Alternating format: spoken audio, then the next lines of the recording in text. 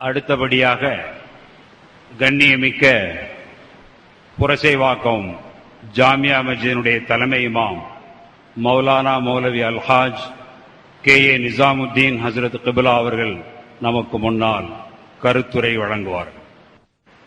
அல்ஹம்துலில்லாஹி நஹ்மதுஹு வ நஸ்தஈனுஹு வ நஸ்தக்ஃபிருஹு வ நு'மினு பிஹி வ நதவக்கலு அலைஹி வ நஊது பில்லாஹி மின் ஷுரூரி அன்ஃபுஸினா வ மின் ஸய்யிஆத்தி அஅமாலினா மன் யஹ்திஹில்லாஹு ஃபலா முضில்ல லஹு வ மன் யுضللஹு ஃபலா ஹாதிய லஹு வ நஷ்ஹது அன் லா இலாஹ இல்லல்லாஹு வஹ்தஹு லா ஷரீக லஹு ونشهد أن سيدنا محمدا عبده ورسوله أرسله الله بالحق بشيرا ونذيرا وداعيا إلى الله بإذنه وسراجا منيرا أما بعد فقد قال الله تعالى في كلامه القديم أعوذ بالله من الشيطان الرجيم بسم الله الرحمن الرحيم والسابقون الأولون من المهاجرين والأنصار والذين اتبعوهم بإحسان رضي الله عنهم ورضوا عنه صدق الله العظيم. மதிப்பிற்கும் மரியாதைக்கும் உரிய இந்த மஜ்லிஸின் தலைவர் ஹஜரத் அவர்களே, சங்கைக்குரிய பெரியோர்களே, சகோதரர்களே, மாணவர்களே, நேற்றைய தினத்திலிருந்து பல்வேறு விஷயங்கள் எது சம்பந்தமாக இந்த மாநாடு கூட்டப்பட்டு இருக்கின்றதோ அது தொடர்பான பல விஷயங்கள் உங்களுடைய இதயங்களிலே பதிக்கப்பட்டிருக்கின்றன. பொதுவாக எனக்கு கொடுத்த தலைப்பு சஹாபாக்களை பற்றி சொல்ல வேண்டும் என்பதாக. நேற்று பேசியவர்கள் எல்லோருமே சஹாபாக்களை பற்றி சொன்னார்கள். ஏனென்று சொன்னால், சஹாபாக்களை எந்த அளவுக்கு நாம் உயர்வாக மதிக்கின்றோமோ, நம்புகின்றோமோ, அந்த அளவுக்குத்தான் இந்த தீனுடைய விஷயத்திலே நாம் பிடிப்புள்ளவர்களாக, நடைமுறைப்படுத்தக்கூடியவர்களாக ஆக முடியும். ஆகவே சஹாபாக்கள் எப்படிப்பட்ட உயர்வு பெற்றவர்கள் என்பதை நாம் முதலாவதாக தெரிந்து கொள்வது கட்டாயமாகும். எனக்கு முன்னால் பேசிய தலைவர் ஹஜரத் அவர்களும் சஹாபாக்களை பற்றித்தான் சில விஷயங்களை சொன்னார்கள். எத்தகைய உயர்வானவர்கள், எப்படிப்பட்ட நம்பிக்கைக்குரியவர்கள் என்பதை சொன்னார்கள். அல்லாஹ் தஆலா குர்ஆனிலே சஹாபாக்களை பற்றி நிறைய புகழ்ந்துரைகளை சொல்லி காட்டுகின்றார். முஹம்மதுர் ரசூலுல்லாஹ் என்ற தொடரிலே வரக்கூடிய அந்த ஆயத்திலே அல்லாஹுடைய முஹம்மது ஸல்லல்லாஹு அலைஹி வஸல்லம் அல்லாஹுடைய தூதர் என்று அல்லாஹ் தஆலா சொல்லிவிட்டு அடுத்து சஹாபாக்களை பற்றித்தான் அங்கே சொல்லுகின்றான். வல்லதீன மஅஹு அஷித்தாஉ அலல் குஃபாரி ருஹமாஉ பைனஹும். அவருடன் இருக்கக்கூடியவர்கள், அந்த ரசூலுடன் இருக்கக்கூடியவர்கள் சஹாபாக்கள், தங்களுக்கு மத்தியிலே பாச பிணைப்புள்ளவர்களாக அவர்கள் இருப்பார்கள். குஃபார்களின் மீது மிக கடுமையானவர்களாக இருப்பார்கள். அதாவது அவர்களுடைய விஷயத்திலே, தங்களுக்கு மத்தியிலே இருக்கக்கூடிய விஷயத்திலே மிகப்பெரிய பாசம் உடையவர்களாக இருப்பார்கள் ஒருவருக்கொருவர். ஆனால் தீனை ஏற்றுக்கொள்ளாதவர்களுடைய விஷயத்திலே ரொம்ப கடுமையானவர்களாக இருப்பார்கள். இது அவர்களுடைய ஈமானுடைய கமாலியத்தை, பரிபூர்ண தன்மையை சொல்லி காட்டக்கூடியதாக இருக்கின்றது என்பது எல்லா உலமாக்களுடைய விளக்கமாகும். தராஹும் ருக்கான் சுஜ்ஜதா, அடுத்து அல்லாஹ் தஆலா சொல்லுகின்றான். இது அவர்களுடைய அமல்களுடைய கமாலியத்தை சொல்லி காட்டக்கூடியது. அவர்கள் பெரும்பாலான நேரங்களை பார்த்தால் தொழுது கொண்டிருப்பார்கள். அவர்களை ருகூ செய்யக்கூடியவர்களாக, சுஜூ செய்யக்கூடியவர்களாக காணுவீர்கள் என்று சொன்னால் பெரும்பாலும் தொழுகையுடைய நிலையிலே அவர்களை காணலாம். உலகத்தினுடைய காரியங்கள் போக மீதி உள்ள நேரங்களிலெல்லாம் தொழுகையிலே ஈடுபட்டு இருப்பார்கள். பல சஹாபாக்களை பற்றி உள்ள வரலாறுகள் நமக்கு தெரியும்.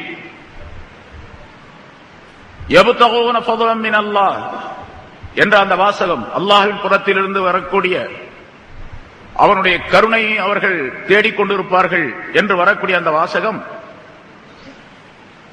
சஹாபாக்களுடைய இஹ்லாஸை சுட்டிக்காட்டக்கூடியதாக அமைந்திருக்கின்றது. ஒரு மூமினான மனிதருக்கு நிரப்பமான மூமினாக ஆக வேண்டும் என்று சொன்னால் 3 காரியங்கள் தேவை. ஒன்று, ஈமான் நிரப்பமாக இருக்க வேண்டும். இன்னொன்று அமல் இருக்க வேண்டும், மூன்றாவது அமலிலே இஹ்லாஸ் என்பது இருக்க வேண்டும். அந்த மூன்றையும் இந்த வரிகளிலே அல்லாஹ் தஆலா சுட்டி காட்டுகின்றான் சஹாபாக்களை பற்றி. அப்படிப்பட்ட உயர்வான நிறைய விஷயங்கள் அவர்கள் தௌராத்திலே அவர்களை பற்றி எப்படி சொல்லப்பட்டு இருக்கின்றது, இஞ்சியிலே அவர்களை பற்றி எப்படி சொல்லப்பட்டு இருக்கின்றது என்றெல்லாம் அந்த ஆயத்திலே தொடரிலே அல்லாஹ் தஆலா சொல்லி காட்டுகின்றான். நீண்ட விளக்கங்களுக்குரியது. சஹாபாக்கள் மிக உயர்ந்தவர்கள், அவர்கள் கட்டாயமாக அவர்களை பின்பற்ற வேண்டும் என்பதாக ரசூலுல்லாஹி ஸல்லல்லாஹு அலைஹி வஸல்லம் அவர்கள் சொல்லித் தந்த ஹதீசுகள் ஏராளமாக இருக்கின்றன.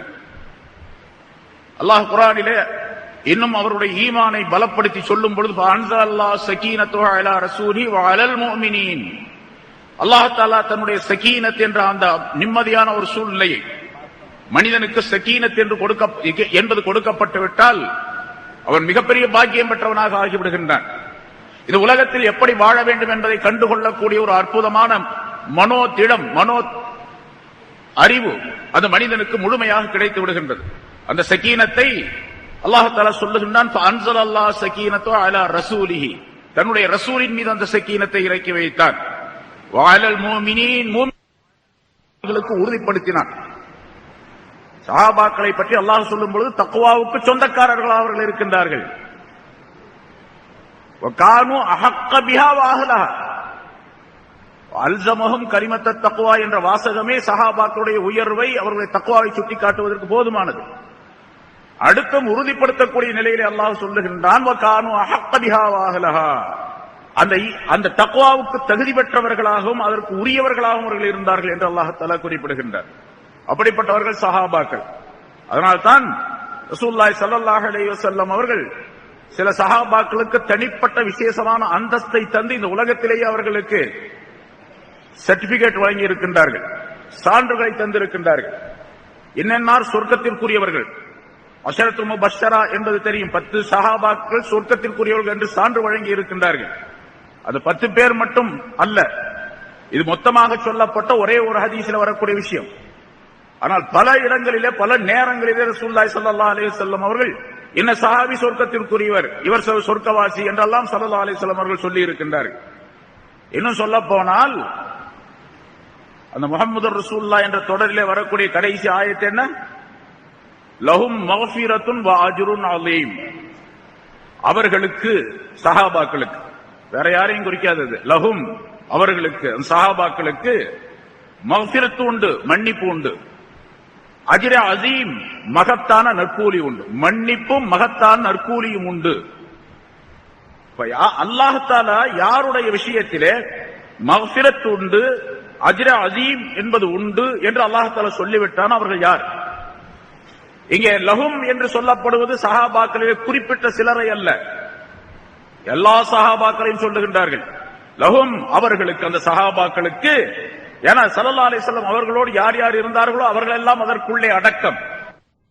அவர்களுக்கு மக்ஃபிரத்தும் அஜ்ர அஸீம் உண்டு என்று சொல்லும்போது அவர்கள் அனைவருமே சொர்க்கவாசிகள் என்று பொருள். அதனால 10 சஹாபாக்கள் மட்டும் சொர்க்கவாசிகள் என்பதல்ல, அல்லது வேறு சில சஹாபாக்களை குறிப்பிட்ட ரசூலுல்லாஹி ஸல்லல்லாஹு அலைஹி வஸல்லம் அவர்கள் இவர் சொர்க்கவாசி என்று சொல்லி காட்டினார், அவர்கள் மட்டுமல்ல, ஒட்டுமொத்தமாக எல்லா சஹாபாக்களும் சொர்க்கத்திற்குரியவர்கள் என்பதை லஹும் மக்ஃபிரத்தும் வ அஜ்ருன் அஸீம் என்ற ஆயத்து விவரிக்கின்றது என்று தஃப்சீர்களிலே எல்லா தஃப்சீர்களிலும் குறிப்பிடுவார்கள் உலமாக்கள். அப்படிப்பட்ட அற்புதமான தன்மைகள் உடையவர்கள் சஹாபாக்கள் என்பதை அல்லாஹ் தஆலா குர்ஆனிலே நெடுகிலுமே சொல்லி காட்டுகிறான். பல இடங்களிலே பல விஷயங்கள் சொல்லப்பட்டு இருக்கின்றன. அதனால் சஹாபாக்கள் இந்த மார்க்கத்திற்குரிய ஆதார புருஷர்களாக, ஆதாரத்திற்குரிய மிகப்பெரிய ஜவான்களாக அவர்கள் இருக்கின்றார்கள் என்பதை நாம் நம்ப வேண்டும். சஹாபாக்கள் இல்லை என்று சொன்னால் ஹதீஸ்கள் நமக்கு கிடைத்திருக்காது.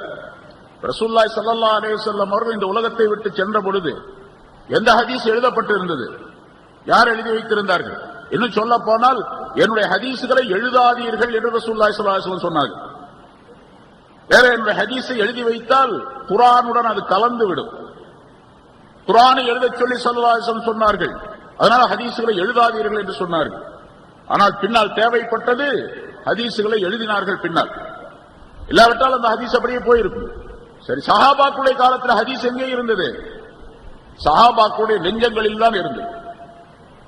அந்த சஹாபாக்கள் சொல்லி இருக்காவிட்டால் இந்த ஹதீசுகள் எல்லாம் நமக்கு தெரியாது. எத்தனை லட்சக்கணக்கான ஹதீசுகள் என்று சொல்லப்படுகின்றனவோ அவை அனைத்தும் சஹாபாக்களுடைய நெஞ்சங்களிலே இருந்து பெயர்த்தெடுக்கப்பட்டவை. அதனால் சஹாபாக்கள் ரசூலுல்லாஹி ஸல்லல்லாஹு அலைஹி வஸல்லம் வாழ்க்கை வழிமுறைகளை சுன்னத் என்பதாக சொல்லப்பட்ட விளக்கம் நேற்றெல்லாம் சொல்லப்பட்டது. கிதாபுல்லாஹ் என்று சொன்னால் என்ன, சுன்னத் ரசூலுல்லாஹ் என்று சொன்னால் என்ன என்பது பற்றியுள்ள விளக்கங்களை எல்லாம் உலமாக்கள் சொன்னார்கள்.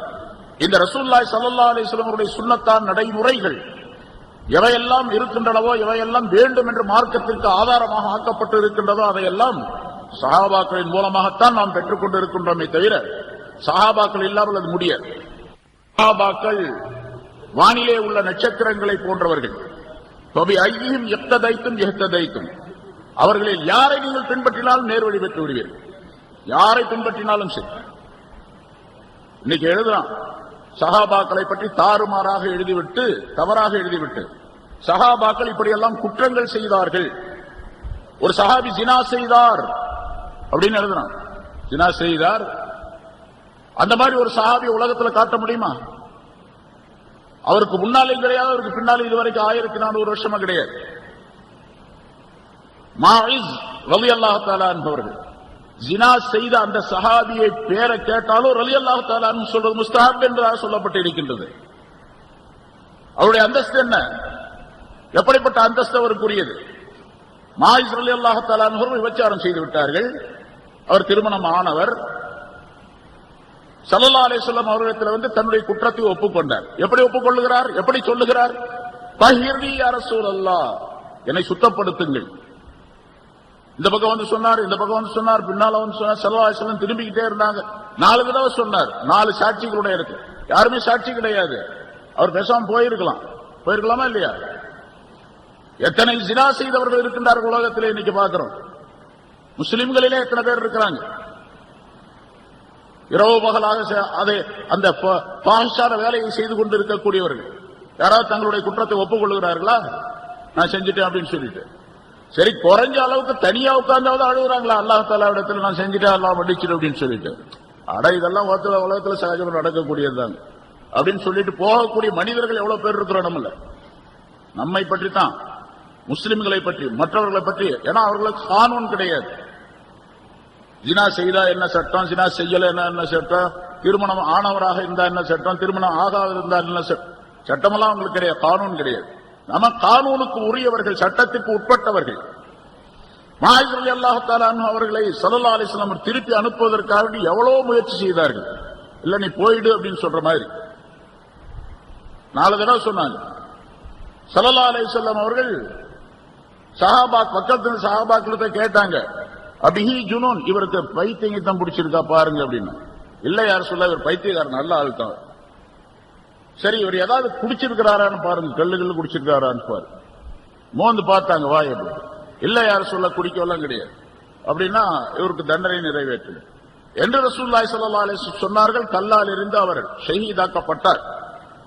ஆனால் கல்லால் எரிகின்ற நேரத்திலே ஒருத்தர் அப்படியே நிக்க வச்சு, மைதானத்தில் நிக்க வச்சு கல்லாலேயே சுத்தியே நின்று எல்லாரும் எறியணும்னு சொன்னா எப்படி இருக்கும்? ஒரே தடவையில வெட்டி போட்டா பிரச்சனை இல்ல, ஒரே தடவையில ஷூட் பண்ணிட்டா பிரச்சனை இல்ல. கல்லாலேயே அடிச்சு சாகடிக்கணும்னு சொன்னா எப்படி இருக்கும் அந்த நிலை அப்படிங்கறத நம்ம கவனிக்கணும். அப்போ ஜினா எவ்வளவு பெரிய கடுமையான குற்றம் அப்படிங்கறது வெளிப்படுத்தப்படுகின்றது. சரி, கல்லால் அடிக்கப்படுகின்றது. அவர் அடி தாங்க முடியும். அவர் தான் சொன்னாரு, தஹீர்னி, என்னை சுத்தப்படுத்துங்கன்னு சொன்ன, என்ன கல்லால் அடிங்கன்னு சொல்றாரு. சுத்தப்படுத்துங்கன்னா என்ன கல்லால் அடி. சரி, அடிச்சாங்க. அவர் தான் சொன்னாரு, அடிச்சாங்க, அடிக்கிறாங்க, ஓடுற அடி தாங்க முடியாம, வலி தாங்க முடியாம ஓடுறார். ஓடுகின்றவரை பிடித்து இழுத்துக் கொண்டு வைத்து அடித்தார்கள். ஹஜ்ரத் உமர் ரலியல்லாஹு தஆலா அவர்கள் அடிச்சு ஷஹீதாக்கிட்டாங்க. ஸல்லல்லாஹு அலைஹி வஸல்லம் அவர்களிடத்தில் சொல்லப்பட்டது, இந்த மாதிரி அடிக்கும் போது ஓடுறாரு, அவரு பிடிச்சி இழுத்துட்டு வந்து அடிச்சோம் அப்படின்னு சொல்லி. ஸல்லல்லாஹு அலைஹி வஸல்லம் சொன்னாங்க, ஓடியவரை நீங்க அப்படியே விட்டுருக்க கூடாதா அப்படின்னாங்க. ஸல்லல்லாஹு அலைஹி வஸல்லம் அவர்களுக்கு எவ்வளவு இரக்க குணம் அப்படிங்கறதும் தெரியுது அதுல இருந்து. அல்லாஹ் தஆலா அவருடைய பாவத்தை மன்னித்து விட்டான் அப்படிங்கறதும் தெரியுது அதுல இருந்து. இன்னொன்னு சொன்னாங்க, ரொம்ப அற்புதமான விஷயம் அவர்களை பற்றி சொன்னாங்க.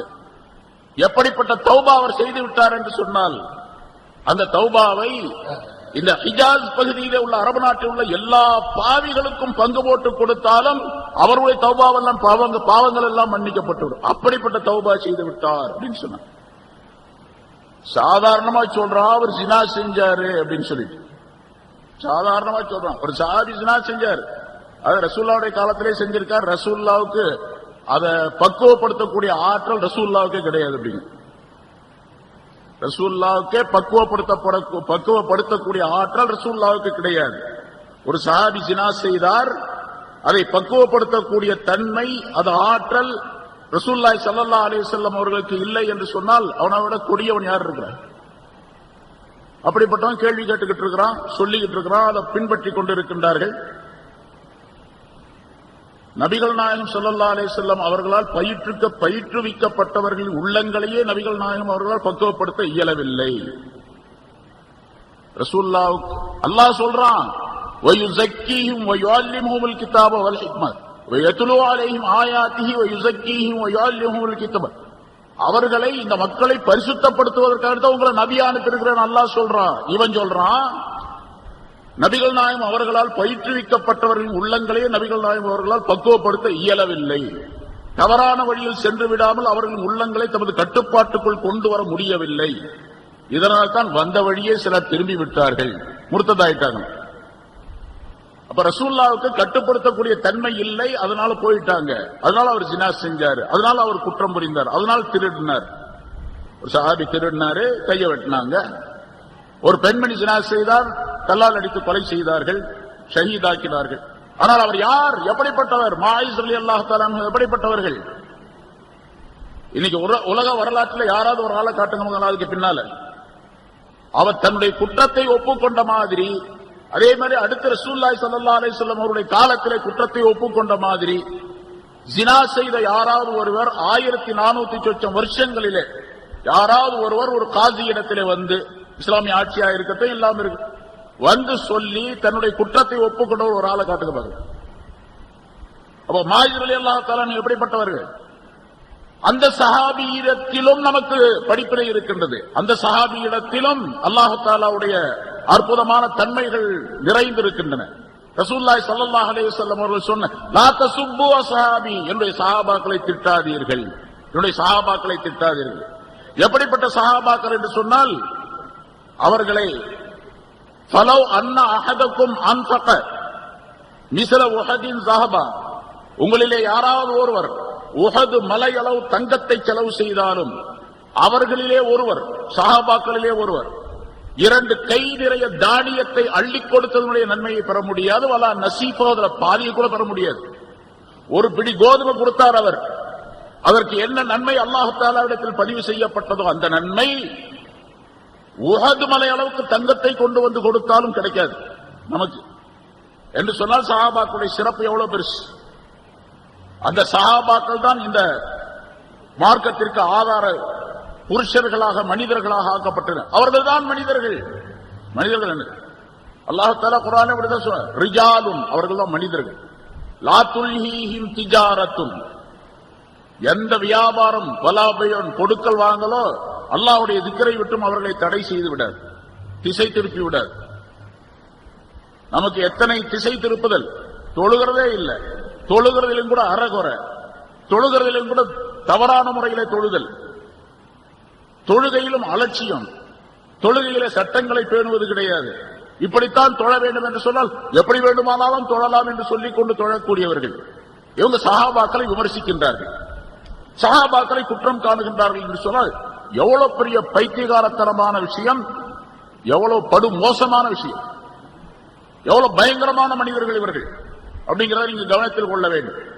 அதற்கு ஒரு கூட்டம் இருந்துகிட்டு தான் இருக்கு, சேர்ந்துகிட்டு தான் இருக்கிறாங்க. பெரிய ஆச்சரியமான விஷயம் அது. ஆக சஹாபாக்கள் மிக உன்னதமானவர்கள். நிறைய நூற்றுக்கணக்கான ஹதீசுகள் இருக்கின்ற ரசூலுல்லாஹி ஸல்லல்லாஹு அலைஹி வஸல்லம் சஹாபாக்களை பற்றி சொல்லி காட்டுகின்றார்கள்.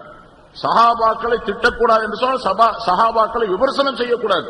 அவங்க அப்படிப்பட்டவங்க, இப்படிப்பட்டவங்க, அப்படி செஞ்சிட்டாங்க, அதான் திட்டுறதுன்னு அர்த்தம். திட்டுறதுன்னா என்ன அர்த்தம்? நேரடியா நீ கொள்ளையில போக, நாசமா போக அப்படின்னு திட்டுறதா? அப்படி அர்த்தம் அல்ல. ஸல்லல்லாஹு அலைஹி வஸல்லம் ஒரு ஹதீஸ்ல சொல்லுகின்றார்கள், உங்களிலே ஒருவர், உங்களிலே எவரும் தன்னுடைய தாய் தந்தையரை பெற்றோரை திட்ட வேண்டாம் அப்படின்னு சொன்னாங்க. நீங்க நிறைய திட்டுறாங்க. சஹாபாக்களுடைய காலத்துல பெற்றோரை திட்டுவது அப்படின்னு சொன்னால் பெரிய ஆச்சரியமான விஷயம். ஒருவர் கேட்டார், ஒரு சஹாபி கேட்டார், யார ரசூலுல்லாஹ் இது என்ன ஆச்சரியமா இருக்கு, யாராவது ஒரு மனிதன் தன்னுடைய பெற்றோரை திட்டுவானா அப்படின்னு ஆச்சரியப்பட்டு கேட்டார். ஸல்லல்லாஹு அலைஹி வஸல்லம் ஒரு விளக்கம் சொன்னார்கள். இல்லை, ரெண்டு பேருக்கு மத்தியில் சண்டை வரும்போது, பிரச்சனை வரும்போது, ரெண்டு முஸ்லிமான மனிதர்கள் ரெண்டு பேர், நீ அவனுடைய தந்தையை திட்டுகின்றாய், அவருடைய தந்தையை நீ திட்டுகின்றாய். உங்க அப்பா தெரியாத எனக்கு, உங்க அப்பா எனக்கு விஷயம் தெரியாத எனக்கு அப்படின்னு சொல்ற. அவன் என்ன பண்ணுவான்னு கேட்டா உன்னுடைய தகப்பனாரை திட்டுவான். நீ அவனுடைய தகப்பனாரை திட்டும் பொழுது அவன் உன்னுடைய தந்தையை திட்டுவான். அப்ப உன்னுடைய தந்தையை அவன் திட்டியதற்கு காரணமே நீதான் அப்படின்னு சொன்னா நீதான் உன்னுடைய தந்தையை திட்டுகிறாய்னு அர்த்தம். அதுபோல சஹாபாக்களை திட்டாதீர்கள் அப்படின்னு சொன்னா சஹாபாக்களை விமர்சிக்க கூடாது. சாதாரணமான விஷயங்கள். சஹாபாக்களை திட்டக்கூடிய அளவுக்கு வேறு யாரிடத்தும் சில விஷயங்களை சொல்லிவிடவும் கூட கூடாது. சஹாபாக்களை குறை காணக்கூடிய அளவுக்கும் சொல்லிவிடக் கூடாது. அதனால ஸல்லல்லாஹு அலைஹி வஸல்லம் மற்றொரு ஹதீஸில் சொன்னாங்க, இதா ரஅய்துமுல்லதீன யஸுப்பூன அஸ்ஹாபி ஃபகூலு லஅனத்துல்லாஹி அலைஹி. என்னுடைய சஹாபாக்களை யாராவது திட்டுவதை நீங்கள் பார்த்தால், கேட்டால், சஹாபாக்களை திட்டுவதை, குறை சொல்லுவதை, விமர்சனம் செய்வதை பார்த்தால் அல்லாஹ்வுடைய லானத் உங்கள் மீது உண்டாவதாக என்று சொல்லுங்கள். ஸல்லல்லாஹு அலைஹி வஸல்லம் சொல்லி தருகின்றார். இப்ப இவன் சொல்லிட்டு இருக்கிறான், ஒரு கூட்டம் சொல்லிட்டு இருக்குது, சஹாபாக்களை விமர்சனம் செய்து கொண்டிருக்கின்றார்கள். சஹாபாக்களும் விமர்சனத்திற்கு உள்ளாக்கப்பட்டவர்கள் தான், அப்பாற்பட்டவர்கள் அல்ல அப்படின்னு சொல்லிட்டு இருக்கிறார். அப்படின்னா ரசூலுல்லாஹி ஸல்லல்லாஹு அலைஹி வஸல்லம் அந்த ஹதீஸின்படி அவர்களை பார்த்து சொல்ல வேண்டும், அல்லாஹ்வுடைய லானத், சாபம் உங்களின் மீது உண்டாவதா அப்படின்னு சொல்ல. சஹாபாக்கள் ரொம்ப உன்னதமானவர்கள். சஹாபாக்கள் இல்லை என்று சொன்னால் இந்த மார்க்கம் கிடையாது. மார்க்கத்தினுடைய மிகப்பெரிய தூண்களாக அவர்கள் இருந்தார்கள் அப்படிங்கறத நாம் நம்பிக்கை கொள்ள வேண்டும். சஹாபாக்களுடைய விஷயங்கள் ஏராளமாக இருக்கின்றன. ஒவ்வொரு சஹாபிக்கும் தனித்தனி தன்மைகள் தரப்பட்டு இருந்தன. ஒவ்வொரு சஹாபியும் பல்வேறு விதமான சிறப்புகளை கொண்டவர்களாக இருந்தார்கள். ரசூலுல்லாஹி ஸல்லல்லாஹு அலைஹி வஸல்லம் சில சஹாபாக்களை குறித்து சொல்லுகின்றார்கள். வரலாற்றிலே நிறைய சஹாபாக்களுக்கு தனித்தனி தன்மைகள் சொல்லப்பட்டு இருக்கின்றன. ஒரு ஹதீஸ்ல அர்ஹமு உம்மத்தி பி உம்மத்தி அபூபக்கர் ரலியல்லாஹு தஆலா, என்னுடைய உம்மத்திலேயே, என்னுடைய சமுதாயத்திலேயே, என்னுடைய உம்மத்தினர் மீது ரொம்ப இரக்கம் கொண்டவர் யாரு தெரியுமா? அபூபக்கர் ரலியல்லாஹு தஆலா. இந்த உம்மத்தினர் மீது இரக்கம், நம் மீதெல்லாம் இரக்கம் கொண்டவர்கள் ஹஜ்ரத் அபூபக்கர் சித்திக் ரலியல்லாஹு தஆலா. வஅஷத்துஹும் ஃபீ அம்ரில்லாஹ் உமர், அல்லாஹ்வுடைய கட்டளைகளை நிறைவேற்றுவதிலே ரொம்ப கடுமையான முயற்சி எடுக்கக்கூடியவர்கள் யார் தெரியுமா? உமர் ரலியல்லாஹு தஆலா அன்ஹு. வஅஷத்துஹும் ஃபில் ஹயா உஸ்மான் ரலியல்லாஹு தஆலா. ஹயாவிலே, வெட்கத்திலே மிக மேலானவர்கள், சிறந்தவர்கள் யார் என்று சொன்னால் ஹஜ்ரத் உஸ்மான் ரலியல்லாஹு தஆலா. ஸல்லல்லாஹு அலைஹி வஸல்லம் இப்படின்னு சொன்னார்கள், மலக்குகள், ரஹ்மானுடைய மலக்குகள் வெட்கப்படக்கூடியவரை பார்த்து நான் வெட்கப்படுகின்றேன் என்று உஸ்மான் ரலியல்லாஹு தஆலா அவர்களுக்கு சொன்னார். ஏன்னு சொன்னா இந்த ஹயா என்ற வெட்கம் இருக்கின்றதே, அது பெரும்பாலானவர்களிடத்தில் போயிடுச்சு. இப்போ ரொம்ப பேர்ட்ட போயிடுச்சு. வெட்கம் இல்லாததின் காரணமாகத்தான் எப்படி வேண்டுமானாலும் இருக்கலாம் என்ற ஒரு சூழ்நிலை ஏற்பட்டுவிட்டது. ஸல்லல்லாஹு அலைஹி வஸல்லம் அவர்கள் சொன்னார்கள், அல் ஹயாஉ ஷுஅபத்தும் மினல் ஈமான். ஈமான் என்பது 60-70 சொச்சம் கிளைகள் உடையது. 70 சொச்சம் கிளைகள் உடையது ஈமான் என்று ஒரு பொதுவான கருத்தை சொல்லிவிட்டு அதற்கு பல விளக்கங்கள் இருக்கின்றன. உலமாக்கள் எழுதி இருக்கின்றார்கள், படித்திருப்பீர்கள். பிறகு ஸல்லல்லாஹு அலைஹி வஸல்லம் சொன்னார்கள், ஹயா என்பது இருக்கின்றது, அந்த வெட்கம் என்பது அந்த 70 சொச்சம் பகுதிகளிலே மிக முக்கியமான ஒரு பகுதி, முக்கியமான ஒரு பகுதி ஈமானிலே. ஏனென்று சொன்னால் வெட்கம் இருக்கக்கூடிய மனிதன் தான் அவன் சரியான பாதையிலே செல்லக்கூடிய நிலை ஏற்படும் அவனுக்கு. வெட்கம், அந்த ஹயா என்பது இருக்கின்றதே, அது நிறைய விளக்கங்கள் இருக்கின்றன. ஹயா என்பதற்கே தனி ஒரு ஹதீஸை ஸல்லல்லாஹு அலைஹி வஸல்லம் சொல்லி காட்டுகின்றார். அல்லாஹ்விடத்தில் இஸ்தஹியூ மினல்லாஹி ஹக்கல் ஹயா, அல்லாஹ்விடத்தில் நீங்கள் வெட்கப்படும் முறையாக வெட்கப்படுங்கள் என்று சொன்னார். அது என்ன என்பதாக கேட்கப்படுது, விளக்கம் சொல்லுகின்றார்கள். மனிதன் தன்னுடைய உறுப்புகளை எல்லாம் சரியான முறையில் அமைத்துக் கொள்வது, பேணிக் கொள்வது, தலைக்கு அருகில் உள்ள பொருள்களை, அதாவது கண்களை, காதை, நாக்கை, மூக்கை, அவனுடைய அறிவை, மூளையை, சிந்தனையை, இதையெல்லாம் ஹராமை விட்டும் பேணிக் கொள்வது. இப்படி நிறைய வெட்கத்திற்கு நிறைய விளக்கங்களை சொல்லி காட்டுகின்றார்கள். அந்த வெட்கம் முழுமையாக இருந்தது ஹஜ்ரத் உஸ்மான் ரலியல்லாஹு தஆலா அன்ஹு அவர்களிடத்திலே. வஇல்லம் தஸ்தஹி ஃபஃஅல் மா ஷி'த, உனக்கு வெட்கம் இல்லை என்று சொன்னால் நீ எதை வேண்டுமானாலும் செய்து கொள் என்பதாக சொல்லுகின்றார்கள். இன்னைக்கு நிறைய பார்க்கிறோம், பெரியவர்கள் வயது முதிர்ந்தவர்களை மரியாதை தருவதில்லை. காரணம் கேட்டால் அவனுக்கு வெட்கம் இல்லை. வயது முதிர்ந்தவர்களிடத்து எப்படி நடந்து கொள்ள வேண்டும் என்ற முறை ஸல்லல்லாஹு அலைஹி வஸல்லம் அவர்களால் சொல்லப்பட்டு இருக்கின்றது. அது தெரியாததின் காரணமாக, அதை தெரிந்தும் கூட அந்த வெட்கம் இல்லாததின் காரணமாக பல்வேறு விதமான தீமைகள் நடைபெறக்கூடிய சூழ்நிலை சமுதாயத்தில் பார்த்துக் கொண்டிருக்கின்றோம். குறிப்பாக சொல்ல போனா பெண்களிடத்தில் வெட்கம் இல்லை. பெண்களிடத்தில் வெட்கம் இல்லை.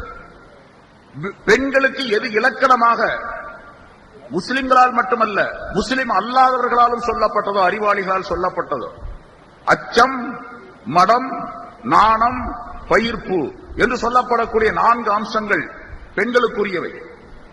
அவர்கள் அச்சப்பட்டு வாழ வேண்டும். எப்பொழுதுமே ஒரு அச்சமான ஒரு சூழ்நிலை இருக்கிறது. இப்படி 4 விஷயங்கள் பெண்களிடத்திலும் இப்பொழுது இல்லை. அதன் காரணமாக தாராளமாக ஆண்களோடு சேர்ந்து எல்லா இடங்களிலும் கலந்துறவாடக்கூடிய சூழ்நிலை ஏற்படுது. இன்னைக்கு இவன் சொல்றான், பொம்பளைங்களை நீங்கள்லாம் இவ்வளவு நாளமா 1400 வருஷம் வீட்டுக்குள்ளே அடைச்சி வச்சிட்டீங்க, வெளியே விடுங்க எல்லாத்தையும். பர்தா என்றால் என்ன அப்படிங்கிறது தனி ஒரு இலக்கணம் சொல்றான். இப்போ பர்தாவுக்கு தனி இலக்கணம். பெண்களோ ஆண்களோடு கலந்துறவாட கூடாது அப்படிங்கிறது பர்தாவுடைய அர்த்தம் அல்ல. ஆகவே பயானுக்கு வரணுமா, இந்த பக்கம் 10 பேர் பெண்கள் உட்காருங்க, இந்த 10 பேர் ஆண்கள் உட்காருங்க. பொம்பளை பார்த்துக்கிட்டே இருக்கலாமா? தாராளமா பார்த்துக்கிட்டே இருக்கலாம். ஏன்னா முகம் மட்டும்தான் தெரியும், அதனால பாக்குறதுனால ஒன்னும் பிரச்சனை இல்லை.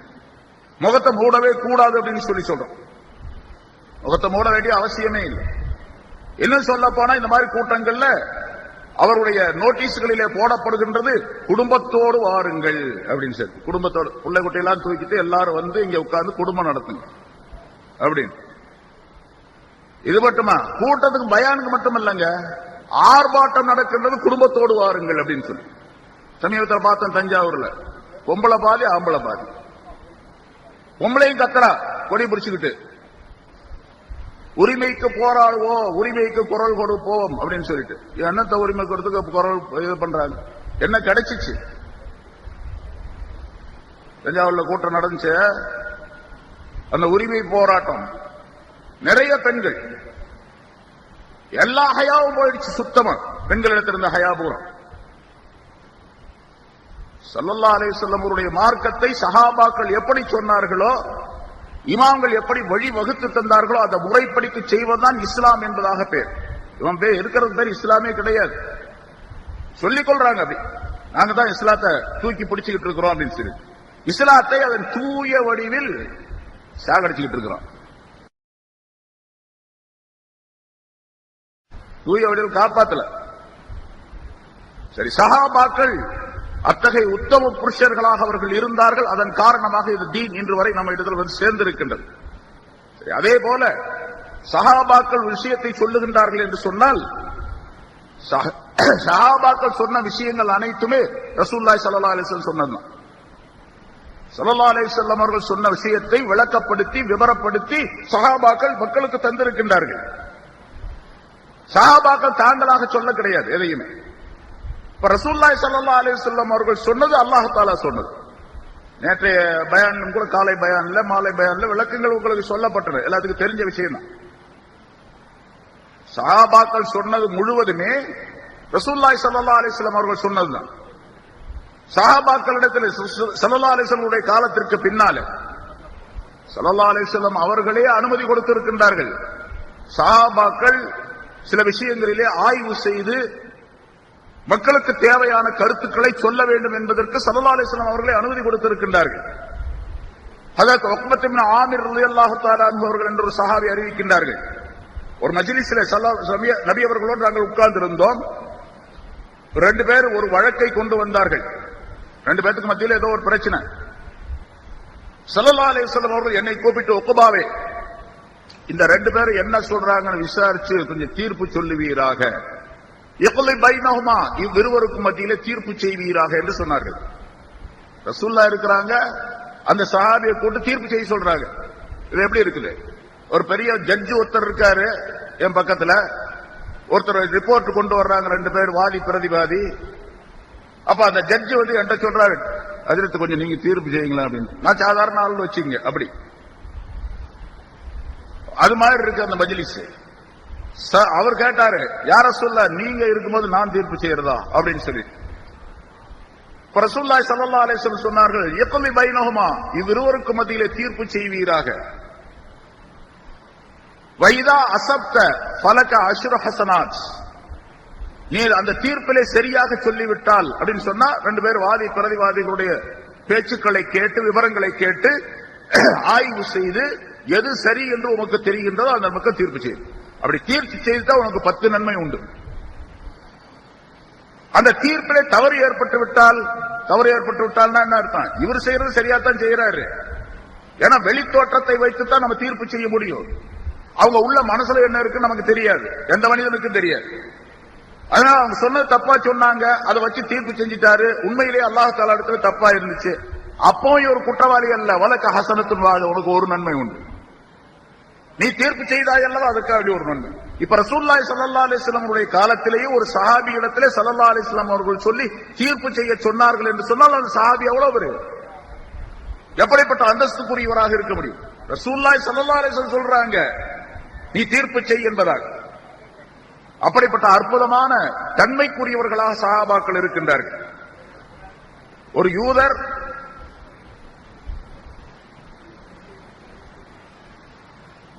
முஸ்லிம், ஒரு யூதருக்கு ஒரு முஸ்லிமுக்கு 2 பேருக்கு மத்தியில ஒரு பிரச்சனை. ரசூலுல்லாஹி ஸல்லல்லாஹு அலைஹி வஸல்லம் அவர்களிடத்துல அவர் யூதர் சொன்னாரு, யூதரின் பக்கம் நியாயம் இருக்குது.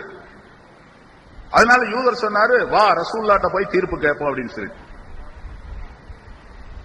அந்த முஸ்லிமான மனிதர் சொன்னாரு, ஆனா அந்த ஆள் முனாஃபிக், ஒரிஜினல்ல அது முனாஃபிக்கான ஆள்.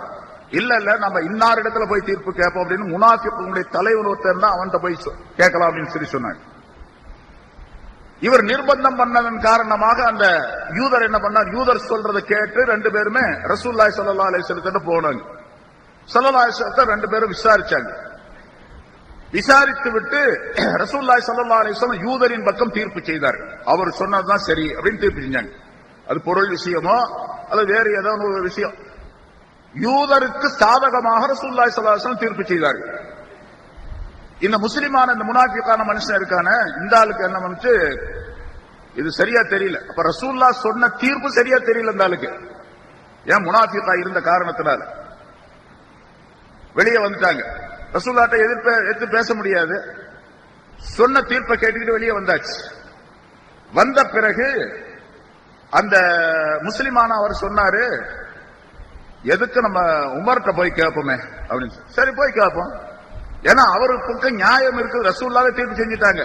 அதனால உமர்கிட்ட போனாலும் சரியா அங்கதான் அதே பதில் தான் கிடைக்கும் அப்படின்னு சொல்லிட்டு உமர்கிட்ட போலாம். சரி போலாம். 2 பேரும் உமர் ரலியல்லாஹு தஆலா அன்ஹு வந்தாங்க. வீடெல்லாம் நம்ம வீடு மாதிரி இருக்காது. முன்னால ஒரு ஹாலு, வரவேற்பாரு, அப்புறம் ஒரு இது இப்படி எல்லாம் சோபா போட்டு உள்ள உட்கார வச்சு கேட்க, தெருவிலேயே நிக்க வச்சாங்க. கேட்டாங்க என்ன விஷயம் அப்படின்னு. இப்படி 2 பேருக்கு மத்தியில ஒரு விஷயம். ரசூலுல்லாஹ்ட்ட போனா ரசூலுல்லாஹி ஸல்லல்லாஹு அலைஹி வஸல்லம் இவருக்கு சாதகமாக தீர்ப்பு செஞ்சுட்டாங்க. தாங்க என்ன சொல்றீங்க அப்படின்னு சொல்லி. அப்படியா, இந்த வர்றேன் அப்படின்னு சொல்லிட்டு வீட்டுக்குள்ள போனாங்க. போய் வாளை எடுத்துட்டு வந்தாங்க. அந்த முனாஃபிக்கான அந்த முஸ்லிமான மனிதன் ஒரே அடி, கழுத்து தனியா விழுந்துச்சு, தலை தனியா விழுந்துச்சு, முண்டம் தனியா விழுந்து.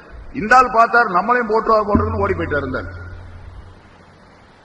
சரி, இப்ப வெட்டிட்டாங்க, அவரை கத்தல் செஞ்சுட்டாரு, அவரை கொலை செய்து விட்டார்கள் ஹஜ்ரத் உமர் ரலியல்லாஹு தஆலா அவர்கள். யார, அந்த முஸ்லிம் என்று சொல்லிக் கொண்டிருக்கக்கூடிய அந்த மனிதரை கொலை செஞ்சுட்டாங்க. ரசூலுல்லாஹி ஸல்லல்லாஹு அலைஹி வஸல்லத்துக்கு தெரிஞ்சிச்சு, என்ன இந்த மாதிரி அநியாயம் பண்ணிட்டீங்களா, ஒரு முஸ்லிமை கொலை செய்யலாமா அப்படின்னு சொன்னாங்க. நீ செய்தது சரி என்பதாக சொன்னார்கள். இன்னல்லாஹ ஜால அலா லிசானி உமர, இன்னல்லாஹ அதாவது ஜாலல் ஹக்க அலா லிசானி உமர வ கல்பிஹி, அல்லாஹ் தஆலா சத்தியத்தை உமருடைய நாவிலும் கல்விலும் வைத்திருக்கின்றான். உமருடைய நாவிலும் கல்விலும் சத்தியத்தை அல்லாஹ் தஆலா வைத்திருக்கின்றான் என்று சொன்னார். உமர் ரலியல்லாஹு தஆலா அந்த தீர்ப்பு செய்யறத ரசூலுல்லாஹ் ஒப்புக்கொண்டாங்க. ரசூலுல்லாஹ் ஒப்புக்கொண்டா அல்லாஹ் ஒப்புக்கொண்ட மாதிரி. எப்படிப்பட்ட தீர்ப்பு அது பாருங்க. ஏதாவது விசாரணை செஞ்சாங்களா? ஒண்ணுமே கேட்கல. போனாரு, வாள் எடுத்து வந்தாரு, ஆளை காலி பண்ணிட்டாரு. அவ்வளவு முடிஞ்சு போச்சு விஷயம். அப்போ உமருடைய பவர் எவ்வளவு அப்படிங்கறது அங்கே சொல்லப்படுகின்றது. அதே மாதிரி சஹாபாக்கள் ஏராளமான விஷயங்கள் இருக்கிற உமர் ரலியல்லாஹு விஷயத்தில் நேற்று கூட சொல்லப்பட்டது. அதாவது தராவீஹை சொல்லப்பட்டது, மற்ற விஷயங்கள் எல்லாம் உமர் ரலியல்லாஹு தஆலா அன்ஹு தராவீஹை மட்டும் ஏற்படுத்தல. தராவீஹ் 20 ரக்காத் உமர் ரலியல்லாஹு தஆலா அன்ஹு ஏற்படுத்தியது அப்படிங்கிறது அதை மட்டும் ஏற்படுத்தல. மார்க்கத்தில் நிறைய விஷயங்களை உமர் ரலியல்லாஹு தஆலா அன்ஹு சொல்லி இருக்கின்றார்கள். ஸல்லல்லாஹு அலைஹி வஸல்லம் உடைய காலத்திற்கு பின்னால் ஒரு மனிதன் மது அருந்தினான். மது அருந்தினால் என்ன தண்டனை? ரசூலுல்லாஹி ஸல்லல்லாஹு அலைஹி வஸல்லம் ஹதீஸ்ல தெளிவா கிடையாது. சஹாபாக்கள் சொல்லுகின்றார்கள், ஹதீஸ்ல குறிப்பிடப்பட்டு இருக்கின்றது, எங்களிலே யாராவது ஒருவர் மது அருந்தி விட்டால் அவர் கொண்டு வரப்படுவார். மது ஹராம் என்று சட்டம் வந்த பின்னால, அதுக்கு முன்னால வேற பிரச்சனை. சட்டம் வந்த பின்னாலே யாராவது ஒரு மது அருந்தினால் கொண்டு வரப்படுவார். ரசூலுல்லாஹி ஸல்லல்லாஹு அலைஹி வஸல்லம் விசாரணை செஞ்சு அவர் மது குடித்திருக்கிறார் என்று தெரிந்தால் எங்களிலே சிலர் அவரை அடிப்போம், கையால் அடிப்போம், சிலர் துணியை முறுக்கிக் கொண்டு அடிப்போம், சிலர் மிஸ்வாக்கு குச்சியினால் அடிப்போம். இப்படி பொத்து பொத்து 4-5 பேர் அடி பொத்து பொத்துன்னு போடுறது. எத்தனை அடிலாம் தெரியாது. அந்த பக்கம் வராலும் இந்த பக்கம் வராலும் இப்படி மாறி மாறி அடிச்சு ஓடும், இனிமேல் செய்யாது அப்படின்னு அனுப்பிடுவாங்க. அவ்வளவுதான். எத்தனை அடிலாம் கணக்கு இல்லை. சரி, அப்படி கணக்கு இல்லாம இருந்தா என்ன ஆகிறது? இப்ப கணக்கு இல்லாம இருந்தா என்ன ஆகிறது? இஸ்லாமிய ஆட்சி நடக்குன்னு வச்சுங்க. நாம எனக்கு வேண்டாத நிறைய பேர் இருப்பானுங்க. மது குடிச்சிட்டு வந்து நின்ற அப்படின்னு சொன்னா இவரை அடி அப்படின்னு சொன்னா ஒரே அடியில் சாவடிச்சு போடுவோம். அதான் சட்டம். அப்போ உமர் ரலியல்லாஹு தஆலாவுடைய காலத்தில் இது மாதிரி பிரச்சனை ஏற்பட்டுச்சு. மது அருந்தியவர்கள் சிலர் இருந்தார்கள், வந்தார்கள், கொண்டு வரப்பட்டது. இதுக்கு ஏதாவது முடிவு செய்ய வேண்டும் என்பதற்காக வேண்டி தங்களுடைய மஜ்லிஸில் இருந்த சஹாபாக்களிடத்தில் கேட்டார்கள், என்ன செய்யலாம், இதுக்கு ஒரு முடிவு தெரியணும், எத்தனை அடி அடிக்க வேண்டும் அப்படின்னு தெரியும். ஏன்னா திருமணம் ஆகாத ஒருவர் ஜினா செய்தால், விபச்சாரம் செய்தால் அவரை 100 கசையடி கொடுக்க வேண்டும் என்று அல்லாஹ் தஆலா குர்ஆனிலே சொல்லுகின்றான். அஸ்ஸானியத்து வஸ்ஸானி ஃபஜ்லிது குல்ல வாஹிதத்தின் மின்ஹுமா மிஅத ஜல்தா என்று அல்லாஹ் தஆலா சொல்லுகின்றார். 100 கசையடி. அதே மாதிரி ஒருவர் அவதூறு சொன்னால் 80 கசையடி கொடுக்க வேண்டும். ஒருவரை பற்றி ஆணோ பெண்ணோ ஒருவரை பற்றி அவதூறான விஷயத்தை சொன்னால் அவரை கொண்டு வந்து மஜ்லிஸில் 80 கசையடிகள் கொடுக்கப்பட வேண்டும். மஜ்லிஸ்ல ஆய்வு செய்ய ஆலோசனை செய்கின்றார்கள் உமர் ரலியல்லாஹு தஆலா அவர்கள். ஒவ்வொருத்தரும் ஒரு கருத்தை சொன்னாங்க. கடைசியில உட்கார்ந்து இருந்தார் ஹஜ்ரத் அலி ரலியல்லாஹு தஆலா. வயசு கொஞ்சம் கம்மி. கடைசியாக கேட்டார்கள், அலியே உங்களுடைய அபிப்பிராயம் என்ன? ஹஜ்ரத் அலி ரலியல்லாஹு தஆலா அவர்கள் ஒரு ஆராய்ச்சி மூலமான விஷயத்தை சொன்னார், ஆராய்ச்சி பூர்வமான ஒரு விஷயத்தை சொன்னார்கள். ஒரு மனிதன் மது அருந்தினால் அவனுடைய மூளை கெட்டுவிடும், அவனுடைய சிந்தனை தடுமாறிவிடும். சிந்தனை தடுமாறிவிட்டால் நாவின் மூலமாக பேசக்கூடிய பேச்சுக்கள் எல்லாம் தடுமாற்றம் உடையதாக இருக்கும். குடிச்சவன் எப்படி பேசுறான் பாத்தீங்களா? நான் கூட பேசுவேன், ஆனா வேற மாதிரி நினைச்சுக்குவீங்க, அதெல்லாம் வேணாம். குடிச்சவன் எப்படி பேசுவான் அப்படின்னா எல்லாத்துக்கும் தெரியும், பேசலாம். அப்படி பேசுவான், உளருவான், பலவிதமான பேச்சுக்களை பேசுவான். எதையும் ஸ்டெடியா பேச மாட்டான், எல்லாம் தாறுமாறா பேசுவான். அப்படி தாறுமாறாக பேசக்கூடிய நிலை ஏற்பட்டால் இன்னொருவரின் மீது அவதூறான அபாண்டமான விஷயங்களை கூட சொல்லுவதற்கு தயங்க மாட்டான் குடிச்சவன். அதனால அபாண்டமான அவதூறான இஃப்திராவான விஷயங்களை பேசுவதற்கு பேசின மனிதருக்கு அல்லாஹ் தஆலா குர்ஆனிலே 80 கசையடி கொடுக்க வேண்டும் என்று சொல்லுகின்றான். அதனால இந்த குடித்தவருக்கும் கூட 80 கசையடி கொடுக்கலாம் என்று என்னுடைய அபிப்பிராயம் என்று அலி ரலியல்லாஹு தஆலா சொன்ன உடனே ஹஜ்ரத் உமர் ரலியல்லாஹு தஆலா அப்படியே ஏற்றுக்கொண்டார். என்னுடைய மஜ்லிஸிலே அலியை போன்றவர் இருக்க வேண்டும் என்பதாக சொன்னார். இப்ப உமர் ரலியல்லாஹு தஆலா அவர்கள் தான் இந்த ஷரியத்தை வகுத்தார்கள். குடித்தவருக்கு 80 கசையடி கொடுக்கப்பட வேண்டும் என்பதால். அதே போல ரசூலுல்லாஹி ஸல்லல்லாஹு அலைஹி வஸல்லத்துடைய காலத்துல ஜனாசாவுக்கு எத்தனை தக்பீர்கள் என்று சொன்னால் அவருடைய அந்தஸ்துக்கு தக்கவாறு தக்பீர் சொன்னார்கள் ரசூலுல்லாஹி ஸல்லல்லாஹு அலைஹி வஸல்லம். சில பேருக்கு 6 தக்பீர், 8 தக்பீர், 10 நிறைய தக்பீர்கள்லாம் சொல்லியிருக்காரு. ஏன்னா ரசூலுல்லாஹி ஸல்லல்லாஹு அலைஹி வஸல்லம் அவர்கள் சொல்லக்கூடிய ஒவ்வொரு தக்பீரும் அந்த மையத்துக்கு மக்ஃபிரத்தை கொண்டு வந்து சேர்க்கும், அந்த மையத்துக்கு ரஹமத்தை கொண்டு வந்து சேர்க்கும். ஆகவே தக்பீர்ல நிறைய தக்பீர்களை சொல்லி 4, 6 என்று பலவிதமான தக்பீர் சொல்லி இருக்கின்றார்கள். குறிப்பாக 4 என்று முடிவு கிடையாது. அதற்கு உமர் ரலியல்லாஹு தஆலா அவர்கள் தான் அதை முடிவுக்கு கொண்டு வந்தார்கள். ஸல்லல்லாஹு அலைஹி வஸல்லம் சொன்னதிலேயே மிக குறைந்த அளவு 4 தக்பீர், அதை விட கூடுதலாக சொல்லியிருக்காங்க. அதனால் 4 தக்பீர். ஜனாசா தொழுகைக்கு 4 தக்பீர்ங்கிறது உமர் ரலியல்லாஹு தஆலா ஏற்படுத்தினது, ரசூலுல்லாஹ்வுடைய ஹதீஸ்ல கிடையாது. சுன்னத் அல்ல, சுன்னத்து தான். இப்ப சுன்னத்து ஏன்னு கேட்டா சஹாபாக்கள் சொன்னது சேர்த்து தான் சுன்னத்துன்னு பேரு. ரசூலுல்லாஹ் சொன்னது மட்டுமல்ல, நேற்று விளக்கங்கள் முஃப்தி சாப் அவர்கள் அருமையாக விளக்கங்கள் உங்களுக்கு சொன்னார்கள். சுன்னத்து அப்படின்னு சொன்னா என்ன, ஹதீஸ்கள் அப்படின்னு சொன்னா என்ன என்பது பற்றி விளக்கங்கள். உமர், அதாவது சஹாபாக்களுடைய உயர்வான தன்மைகள் இதன் மூலமாக விளக்கப்படுகின்றன.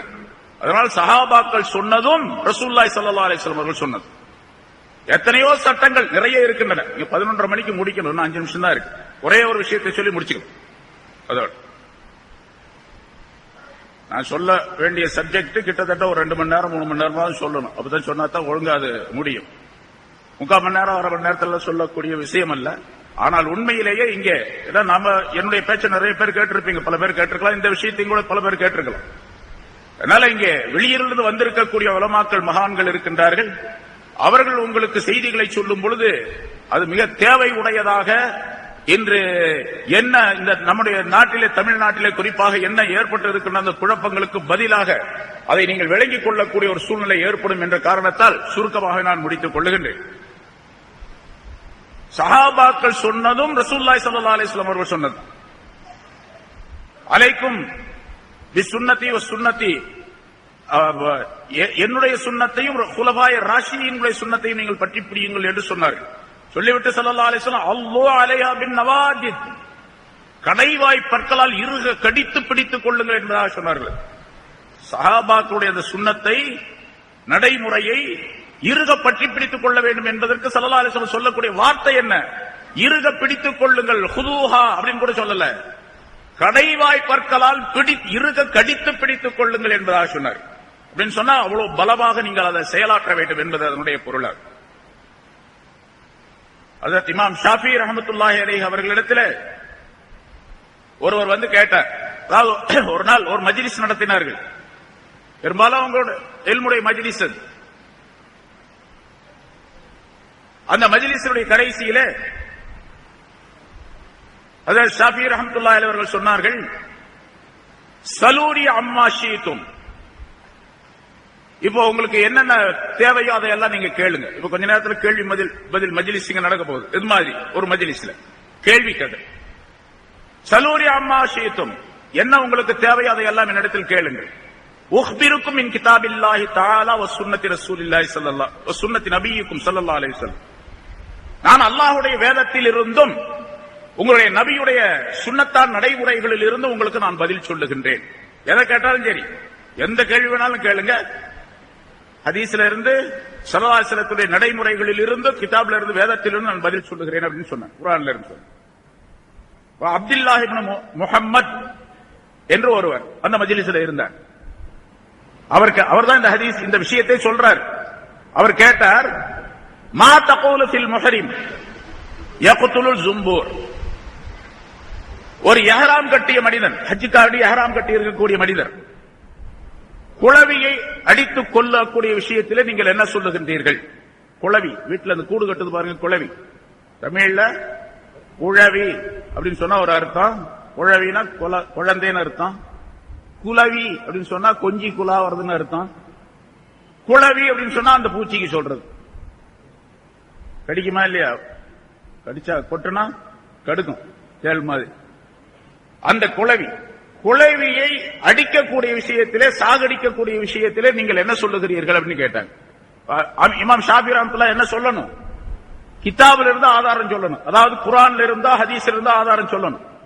இப்ப இமாம் ஷாஃபி ரஹ்மத்துல்லாஹி அலைஹி அவர்கள் சொன்னார்கள், பிஸ்மில்லாஹிர் ரஹ்மானிர் ரஹீம், வமா ஆதாகுமுர் ரசூலு ஃபஹுதுஹு வமா நஹாகும் அன்ஹு ஃபன்தஹு, நம்முடைய ரசூல் ஸல்லல்லாஹு அலைஹி வஸல்லம் அவர்கள் எதை கொண்டு வந்து உங்களுக்கு கொடுத்தாரோ அதை அப்படியே எடுத்துக்கொள்ளுங்கள், எதை விட்டு உங்களை தடுத்திருக்கின்றாரோ அதை அப்படியே விட்டுடுங்க என்று அல்லாஹ் தஆலா சொல்லுகின்றான். அப்ப அல்லாஹ் தஆலா என்ன சொல்லுகின்றான் அந்த இடத்துல? தன்னுடைய நபி ரசூலுல்லாஹி ஸல்லல்லாஹு அலைஹி வஸல்லம் அவர்களுக்கு ஃபுல் பவர் கொடுத்திருக்கிறான் அந்த இடத்துல. நான் சொல்றது மட்டும் இல்ல, என்னுடைய ரசூல் எதை சொன்னாலும் நீங்க கேட்கணும். என்னுடைய ரசூல் எதை தடை செய்கின்றாரோ அதையெல்லாம் முழுமையாக விட்டுடணும். அது உங்களுக்கு கடமை, கட்டளை, என்னுடைய கட்டளை என்று அல்லாஹ் தஆலா அங்கே சொல்லுகின்றார். இந்த ஆயத்தை வாசித்து காட்டிவிட்டு ஹஜ்ரத் உமர் ரலியல்லாஹு தஆலா அன்ஹு அவர்கள் சொல்லுகின்றார், ஹஜ்ரத் இமாம் ஷாஃபி ரஹ்மத்துல்லாஹி அவர்கள் சொன்னார்கள், சுஃபியான் அந்த வாசகத்தை, அதாவது தேவையில்லை இருந்தாலும் அது எவ்வளவு வலிமை பெற்றது அப்படிங்கிறதுக்காக வேண்டி இந்த விஷயம் முழுசா நான் சொல்லி காட்டுகின்றேன். ஹத்தஸனா சுஃபியான் இப்னு உயைனா அன் அப்துல் மாலிக் இப்னு உமைர் அன் ரிப்இ இப்னு ஹிராஷி அன் ஹுதைஃபத் அல்-யமானி قال قال رسول الله صلى الله عليه وسلم اقتدوا بالذين من بعد ابي بكر وعمر. وحدثنا سفيان بن عيينة عن مسعر بن كدام عن قيس بن مسلم عن طارق بن شهاب عن عمر بن الخطاب رضي الله تعالى عنه انه امر بقتل الزنبور என்று இந்த வாசகத்தை அப்படி சொன்னார்கள். என்ன அர்த்தம், என்ன விளக்குறதுக்கு? அந்த ஆயத்தை படித்தார்கள் ஹஜ்ரத் இமாம் ஷாஃபி ரஹ்மத்துல்லாஹி அவர்கள். ஆயத்தை படித்துவிட்டு சனதுடன், ஆதாரத்துடன் அந்த விஷயத்தை சொல்லுகின்றார்கள். இன்னாரின் மூலமாக நமக்கு இந்த செய்தி கிடைத்திருக்கின்றது, நமக்கு இந்த செய்தியை அறிவித்திருக்கின்றார்கள். ரசூலுல்லாஹி ஸல்லல்லாஹு அலைஹி வஸல்லம் அவர்கள் சொன்னதாக ஹஜ்ரத் ஹுதைஃபா ரலியல்லாஹு தஆலா அன்ஹு அவர்கள் அறிவித்த ஒரு செய்தி என்னவென்று சொன்னால், இக்தது பில்லதைனி மின் பாதி, எனக்கு பின்னால் இந்த இருவரையும் பின்பற்றுங்கள். இன்னொரு ஹதீஸ்ல இப்படி சொல்லப்பட்டிருக்குது, இதே வாசகத்துல வேறொரு விதமாக, லா அத்ரி மா பகாஇ ஃபீக்கும், உங்களுக்கு மத்தியிலே எவ்வளவு காலம் நான் வாழ்ந்திருப்பேன் என்று எனக்கு தெரியாது. இக்தது பில்லதைனி மின் பாதி, எனக்கு பின்னால் இந்த இருவரையும் பின்பற்றுங்கள். அபீ பக்கர் உமர், அபூபக்கரையும் உமரையும் பின்பற்றுங்கள் என்று ரசூலுல்லாஹி ஸல்லல்லாஹு அலைஹி வஸல்லம் சொன்னாங்க. பொதுவாக சஹாபாக்களை பின்பற்ற சொல்லி ஒரு ஹதீஸ், குறிப்பாக குலஃபாய ராஷிதீன்களை பின்பற்ற சொல்லி மற்றொரு ஹதீஸ். இங்கே அபூபக்கர் உமர் ரெண்டு பேருக்கு மட்டும் தனி ஒரு மதிப்பை கொடுக்கின்றார்கள். இந்த ரெண்டு பேரை பின்பற்றுங்கள் என்று ஸல்லல்லாஹு அலைஹி வஸல்லம் அந்த ஹதீஸ்ல சொன்னாங்க. அந்த இருவரிலே ஸல்லல்லாஹு அலைஹி வஸல்லம் அவர்கள் யாரை பின்பற்ற சொன்னார்களோ அந்த இருவரிலே ஒருவராகிய ஹஜ்ரத் உமர் ரலியல்லாஹு தஆலா அன்ஹு அவர்கள் சொன்னார்கள், ஜுன்பூரை அடிக்கலாம், அதாவது குளவியை ஒரு முஹரிமான மனிதர் அடிக்கலாம், கொல்லலாம் என்று சொன்னார்கள் என்று ஆதாரப்பூர்வமாக இந்த விஷயத்தை அந்த மனிதருக்கு அப்துல்லாஹ் இப்னு முஹம்மத் என்பவருக்கு சொல்லி காட்டினார்கள் என்று அவரே அறிவிக்கின்றார். அப்படின்னா என்ன அர்த்தம்? உமர் ரலியல்லாஹு தஆலா அன்ஹு அவர்கள் சொன்ன அந்த விஷயம் ரசூலுல்லாஹி ஸல்லல்லாஹு அலைஹி வஸல்லம் சொன்னது போல. ஏன்னா நபி அவர்கள் தான் உமர் ரலியல்லாஹு தஆலா அன்ஹு சொன்னதை கேட்க சொல்லி அனுமதி கொடுத்திருக்கின்றார்கள், சட்டம் சொல்லி இருக்கின்றார்கள். ரசூலுல்லாஹி ஸல்லல்லாஹு அலைஹி வஸல்லம் சொன்னதை கேட்க சொல்லி அல்லாஹ் சட்டம் சொல்லி இருக்கிறார் குர்ஆன்ல. இனில் ஹுக்மு இல்லா லில்லாஹ், அல்லாஹ்வை தவிர வேற யாருக்கு சட்டம் சொல்லக்கூடிய அதிகாரம் கிடையாது அப்படின்னு அல்லாஹ் தஆலா குர்ஆன்ல சொல்றார். அதே அல்லாஹ் தான் சொல்றார் ரசூலுல்லாஹ்வை பின்பற்ற சொல்லி சொல்லுகின்றார். இன்னும் சொல்ல போனா சஹாபாக்களை பின்பற்ற சொல்லி கூட ரசூலுல்லாஹ் அல்லாஹ் தஆலா குர்ஆன்ல சொல்லுகின்றான். நான் ஆரம்பத்தில் வாசித்த ஆயத்து, வஸ்ஸாபிகூனல் அவ்வலூன மினல் முஹாஜிரீன வல் அன்சார், முஹாஜிரீன்களில் இருந்தும் மக்காவாசிகள், அன்சாரிகளில் இருந்தும் மதீனாவாசிகள், முந்தி ஈமான் கொண்ட மனிதர்கள், இந்த இஸ்லாத்திலே இணைந்த மனிதர்கள், வல்லதீன தபஊஹும் பிஇஹ்சான், அவர்களை பின்பற்றக்கூடியவர்கள், நற்செயல்களின் மூலமாக அவர்களை பின்பற்றக்கூடியவர்கள் என்று அந்த சஹாபாக்களை பின்பற்றுமாறு அல்லாஹ் தஆலா அங்கே சொல்லுகின்றார். அது இருக்கட்டும், நம்ம பொதுவாகவே எல்லா நேரங்களிலும் கேட்டுக்கொண்டிருக்கக்கூடிய, ஓதிக்கொண்டிருக்கக்கூடிய சூரத்துல் ஃபாத்திஹா, இஹ்தினஸ் ஸிராத்தல் முஸ்தகீம், நேரான வழியிலே எங்களை நடத்தாட்டுவாயாக என்று சொல்லுகின்றோம். அந்த நேரான வழி யார் வழி? எல்லாத்துக்கும் தெரிஞ்ச விஷயம், எல்லாரும் படிச்சிருப்பீங்க, எல்லாருக்கும் இப்ப அர்த்தம் தெரியும். ஸிராத்தல் லதீன அன்அம்த அலைஹிம், யாரின் மீது நீ அருள் புரிந்தாயோ அவர்களுடைய வழி. அவங்க யார்? நபிமார்களா? நபிமார்கள் மட்டுமா? சஹாபாக்கள் மட்டுமா? இல்ல, பொது மனிதர்களிலே யாரின் மீதெல்லாம் நீ அருள் புரிந்திருக்கின்றாய் அவர்கள் 4 சாரார்களை அல்லாஹ் தஆலா குறிப்பிடுகின்றான். அன்அம்த அலைஹிம் மினன் நபிய்யீன வஸ்ஸித்தீகீன வஷ்ஷுஹதாஇ வஸ்ஸாலிஹீன் என்று 4 சாரார்களை குறிப்பிடுகின்றான். நபிமார்கள் மட்டுமல்ல, சித்தீகீன்கள் மட்டுமல்ல, ஷுஹதாக்கள் மட்டுமல்ல, இவர்களெல்லாம் சென்று விட்டவர்கள் என்று வைத்துக் கொண்டாலும் கூட சாலிஹானவர்கள் இன்றும் இருந்து கொண்டிருக்கின்றார்கள். சாலிஹீன்கள் எந்த வழியிலே நடந்து சென்றார்களோ அந்த வழியை நீங்கள் பின்பற்றுங்கள், அந்த வழியிலே எங்களை நடத்தாட்டுவாயாக என்று ஒவ்வொரு நேரம் கேட்டுக்கொள்ளக்கூடிய அருமையான துஆவை சூரத்துல் ஃபாத்திஹாவில் அல்லாஹ் தஆலா அமைத்து வைத்து நமக்கு சொல்லி தந்திருக்கின்றான். சஹாபாக்கள் எப்படிப்பட்ட உன்னதமானவர்கள்? சாலிஹீன்களா அல்ல அதைவிட மேற்பட்டவர்களா? அதைவிட மேற்பட்டவர்கள். நபிமார்களுக்கு அடுத்த அந்தஸ்திலே சஹாபாக்களுடைய அந்தஸ்து வருகின்றது. நபிமார்களுக்கு அடுத்த அந்தஸ்து. அப்படிப்பட்ட உயர்வான சஹாபாக்களை பின்பற்றாமல் அவர்கள் சொல்லை கேட்காமல் இந்த மார்க்கத்தில் நிலைத்திருப்பது என்பது, மார்க்கத்தை புரிந்து கொள்வது என்பது, மார்க்கத்தில் செயல்படுவது என்பது முடியாத காரியம் என்பதை நாம் விளங்கி செயல்படக்கூடியவர்களாக இருக்க வேண்டும். என்ன இன்னைக்கு யாரை பற்றி நாம் சொல்லிக் கொண்டிருக்கின்றோமோ, எந்த கூட்டத்தை பற்றி நாம் சொல்லிக் கொண்டிருக்கின்றோமோ, அல்லது எந்த தனி மனிதரை பற்றி நாம் சொல்லிக் கொண்டிருக்கின்றோமோ, அவருடைய குழப்பங்கள் ஏராளமாக இருக்கணும். இப்ப கூட ஒரு லெட்டர் ஒன்று வந்துச்சு, எனக்கு ஒரு லெட்டர் கொடுத்து விட்டுருக்கிறார், நான் சொல்லிக் கொண்டிருக்கின்றேன். அதாவது எங்க பார்த்தாலும் கூப்பிடுறது, விவாதத்துக்கு வாங்க அப்படின்னு சொல்லிட்டு. விவாதத்துக்கு இவரு கூப்பிட்டு நம்ம என்ன போறது? விவாதத்துக்கு போனா என்ன ஆகும்? இதுக்கு முதல்ல செய்யப்பட்ட விவாதங்கள்லாம் என்ன ஆச்சு? என்ன ஆச்சு? அதனால பேசாம புருஷவாக்கத்துக்கு வாங்க. நான் சொல்றது புருஷவாக்கத்துக்கு வாங்க, வஜிரில் வர வேணாம், அது கொஞ்சம் கட்டான நேரம். மற்ற ஏதாவது ஒரு 4 நேரத்தில் ஏதாச்சும் ஒரு நேரத்தில் வாங்க, நம்ம பேசுவோம். நான் சில கேள்விகளை கேட்கிறேன், பதில் சொல்லுங்க அப்படின்னு சொல்லி பொதுவா எல்லா கூட்டத்திலையும் சொல்றது, இப்பவும் சொல்றது. அதுக்கு பதில் எழுதியிருக்காரு. அவர் நேரா எழுதல, அதுதான் அவர்கிட்ட ஒரு விசேஷம். அவர்னு சொல்லி இப்போ அந்த மனைவிமார்கள் கணவன்மார்களை பேர் சொல்ல மாட்டாங்க நம்ம சமுதாயத்தில். என்னன்னு சொல்லுவாங்க? அவரு தான் வந்தாரு அப்படின்னு சொல்லுவாங்க. அவருன்னா அவன் புரிஞ்சுக்கணும் அப்படின்னு. அது மாதிரி இப்ப அவரு தான் சொல்றாரு, லெட்டர் எழுதியிருக்காரு. அவருனா யாரு? இப்ப நம்ம மரியாதைக்காக அவங்க கணவன்மார்ல பேர் சொல்ல மாட்டாங்க. இப்ப நம்ம மரியாதைக்காக வேண்டிய அல்ல, அதுக்கு நேர் மாத்தமான விஷயத்துக்காக சொல்ற பேர் சொல்றது இல்லை. அந்த லெட்டர் எழுதியிருக்காரு. ஆனா அவர் எழுதுற நேரம் வேறொரு ஆளுக்கு எழுதியிருக்காரு. புருஷவாக்க நிஜாமுத்தீன் ஹஜரத் இந்த மாதிரி சொன்னாராம். வண்டை அவர் ஹஜரத் எல்லாம் சொல்றது இல்லை, ஹஜரத் தப்பான அர்த்தமா. அதனால அந்த எழுதியிருக்கிறாரு, சொல்லி இருக்கிற கூட்டத்தில் அவரை அப்படி இருந்தால் எந்த நேரத்திலும் சந்திக்க தயார். அதனால அவரை கைப்பட, அவருடைய கைப்பட ஒரு தபால் எனக்கு வாங்கி அனுப்புவோம், ஒரு லெட்டர் எழுத்துப்பூர்வமாக அனுமதி பெற்று எந்த நேரத்தில் வேண்டுமானாலும் வருகின்றோம். எங்களுடைய சகாக்களோடு நாங்கள் வருகின்றோம். அவருக்கு வீடியோ எடுப்பதிலே உடன்பாடு இல்லை என்ற காரணத்தினால் ஆடியோ கேசட்டுக்கு பதிவு செய்வதற்காக வேண்டி அவர் ஏற்பாடு செய்ய வேண்டும் அப்படின்னு சொல்லி ஒரு லெட்டர் கொடுத்துருவார். லெட்டர் இருக்கா? எழுதி அனுப்பியிருக்கார்.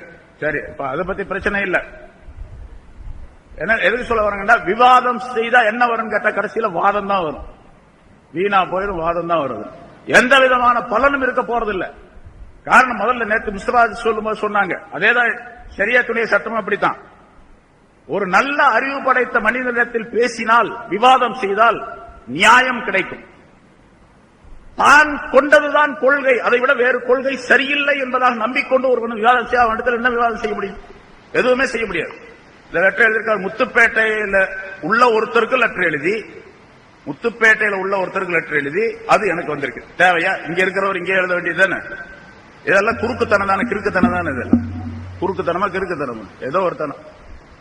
அங்க இருந்து லெட்டர் எழுதி அங்க இருந்து இங்க வந்திருக்கு அப்படின்னு சொன்னா இதுலயே விஷமத்தனம் இருக்குன்னு அர்த்தம். அதனால இது சரியில்லாத விஷயம். சரி, அது இருக்கட்டும். என்ன சொன்னோம்? விவாதம் செய்தால் என்ன ஆகும்? நியாயமான மனிதரிடத்தில் விவாதம் செய்தால் சரியாக ஆகும். நியாயம் இல்லாத மனிதரிடத்தில் விவாதம் செய்தால் அது சரியா வராது. விவாதத்துக்கு தேவையே இல்லை. ஆனா நான் சொன்னபடி சொன்னதுதான். ஏதாவது ஒரு நேரத்தில் வரட்டும், சும்மா சாதாரணமா வரலாம். அதுக்காக பந்தாவோட, ஆளுகளோட, அடியாள்களோட, அம்போட அப்படி வந்தா அது ஒன்னும் பிரயோஜனப்படாது. அது தேவையில்லாத விஷயம். அப்படி வந்தால் எந்த விதமான விவாதமாக ஆக. ஏன்னா அறிவாளி இடத்தில் விவாதம் செய்தால் வெற்றி பெற முடியும். சஹாபாக்கள் விமர்சனத்திற்கு அப்பாற்பட்டவர்கள், விமர்சிக்க கூடாது அப்படிங்கிற தலைப்புல பேச வந்த நாம், இங்கே சஹாபாக்கள் எவ்வளவு பெரிய உன்னதமானவர்கள், எவ்வளவு சிறந்தவர்கள், இந்த மார்க்கத்திற்கு எப்படிப்பட்ட ஆதார புருஷர்களாக அவர்கள் திகழ்ந்தார்கள் என்பதற்கு சில விஷயங்கள், சும்மா ஒரு லேசா ஒரு 1-2 விஷயங்கள் உங்களிடத்தில் சொல்லி காட்டப்பட்டது. ஆகவே குழப்பவாதிகள் அப்படித்தான் இருந்து கொண்டிருப்பார்கள். தடுமாற்றத்தில் இருக்கக்கூடியவர்கள், அவங்க சொல்றது சரியா, நீங்க சொல்றது சரியா, நீங்க ஒண்ணு சொல்றீங்க, அவங்க ஒண்ணு சொல்றாங்க அப்படின்னு சொல்லிக் கொண்டு இருப்பவர்கள் இருக்காங்க பாருங்க. அவங்க அந்த தடுமாற்றத்தை விட்டு சரியான சுன்னத் ஜமாத்துடைய இந்த கொள்கையுடைய இந்த வழிக்கு வந்து 1400 ஆண்டுகளாக என்ன இருந்து கொண்டிருக்கணும் அதை செயல்படுத்த வேண்டும் என்பதை உங்களிடத்தில் கேட்டுக்கொண்டு, இவங்க மட்டுமல்ல, இன்னும் நிறைய குரூப்புகள் இருக்கிறாங்க, நிறைய ஜமாத்துகள் இருக்கிறாங்க, இந்த மாதிரி தவறான கொள்கை உடையவர்கள். இன்று மதரசாவே வேண்டியதில்லை, மதரசாக்கள் எல்லாம் மாற்றப்பட வேண்டும் என்று சொல்லிக் கொண்டிருக்கக்கூடிய கூட்டங்கள் இருக்கின்றார்கள். சாதாரணமாக இருக்கக்கூடிய தமிழ்நாட்டில் ஒரு பிரபலமான கவிஞர் சொல்லிக் கொண்டிருக்கின்றார், வானம் கிடையாது, சொர்க்கம் கிடையாது, நரகம் கிடையாது அப்படின்னு சொல்லிட்டு. சொர்க்க நரகம் அல்லாஹ் தஆலா குர்ஆன்ல சொல்லுங்க, உஇத்தத்தில் முத்தகீன் சொர்க்கத்தை பத்தி, உஇத்தத்தில் காஃபிரின் நரகத்தை பத்தி. அல்லாஹ் தஆலா சொர்க்கத்தை பத்தி நரகத்தை பத்தி ஏராளமான ஆயத்துக்களை சொல்லுகின்றான். அதெல்லாம் ஒரு இமேஜ், ஒரு இமேஜ், அது ஒரு கற்பனையான ஒரு விஷயம். இங்க நல்லது செஞ்சவங்களுக்கு நல்லது கிடைக்கும், கெட்டது செஞ்சவங்களுக்கு கெட்டது கிடைக்கும். அங்கே சொர்க்கத்தில் ஆறு ஓடுது, தேனாறு ஓடுது, பாலம். அல்லாஹ் குர்ஆன்ல சொல்லுகின்றான் ஆறு ஓடுகின்றது என்று. 4 ஆறுகள் இருக்கின்றன. மின் மாஇன் கைரி ஆசின் வஅன்ஹாரும் மின் லபனில் லம் யதகய்யர் தஅமுஹு வஅன்ஹாரும் மின் ஹம்ரில் லzzத்தில் லிஷாரிபின் வஅன்ஹாரும் மின் அஸலின் முஸஃபா. 4 ஆறுகளை பற்றி விபரித்து அல்லாஹ் தஆலா சொல்லி காட்டுகின்றான். அங்கே எதுவுமே கிடையாது, அப்படி சொர்க்கமே கிடையாது, நரகமே கிடையாது என்று சொல்லிக் கொண்டிருக்கக்கூடிய ஒரு கவிஞரும் நடமாடிக்கொண்டிருக்கின்றார் இங்கே என்று சொன்னால் எவ்வளவு பெரிய அநியாயம் பாருங்க. மார்க்கத்திலே ஆகிரத்தை நம்பிக்கை கொள்ள ஆமன்து பில்லாஹ் என்று சொல்லப்படக்கூடிய தொடரிலே வல்யௌமில் ஆகிர் என்பது ஒன்று. ஆகிரத்தை நம்புவதிலே சொர்க்கம் நரகத்தையும் நம்ப வேண்டும். நம்பாவிட்டால் அது குற்றத்திற்குரிய விஷயமாக ஆகிவிடும், ஈமானை பறிபோகக்கூடிய சூழ்நிலை ஏற்பட்டுவிடும். அதே மாதிரி சாதாரண மக்கள் எல்லாம் தலாக்கை பற்றி, தலாக் தனியா ஒரு சப்ஜெக்ட் இருக்கின்றது, பேசுவார்கள். இப்படி பல்வேறு விதமான தீமைகள் பல ஜமாஅத்தின் மூலமாக, பல குழப்பவாதிகளின் மூலமாக, பல குழுக்களின் மூலமாக ஏற்பட்டு இருக்கக்கூடிய ஒரு துரதிர்ஷ்டமான ஒரு சூழ்நிலை இந்த காலகட்டத்தில் ஏற்பட்டிருக்கின்ற காரணத்தினால் நாம் சரியானது எது என்பதை உலமாக்கள் எப்படி சொல்லுகின்றார்களோ அந்த முறைப்படிக்கு கேட்டு விளங்கி செயல்படக்கூடியவர்களாக இருக்க வேண்டும். அத்தகைய விளக்கத்தை எனக்கும் உங்களுக்கும் அல்லாஹ் தஆலா தந்தருள்வாராக என்று கேட்டு முடிக்கிறேன். வஆகிரு தஅவானா அல்ஹம்துலில்லாஹி ரப்பில் ஆலமீன்.